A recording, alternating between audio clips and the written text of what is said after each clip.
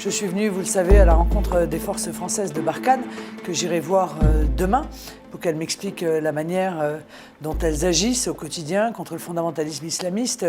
Et j'ai eu effectivement la grande joie de pouvoir rencontrer le président Déby. Le Tchad et la France luttent ensemble, main dans la main. Plusieurs fois dans leur histoire, ils ont été amenés à combattre main dans la main, mais là, en l'occurrence, depuis 2014, contre la montée en puissance du terrorisme islamiste.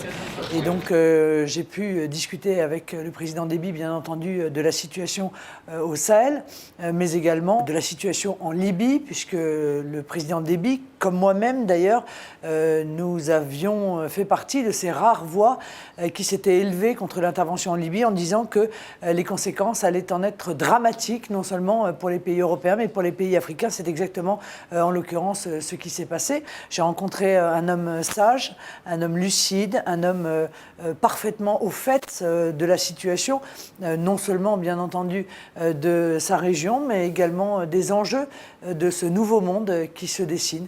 Et donc, je ne peux que me féliciter et remercier d'ailleurs le président Déby de m'avoir accordé cet entretien, et puis remercier à travers lui aussi le peuple tchadien, qui est connu non seulement pour sa loyauté, pour son courage, mais aussi, en l'occurrence, pour son hospitalité.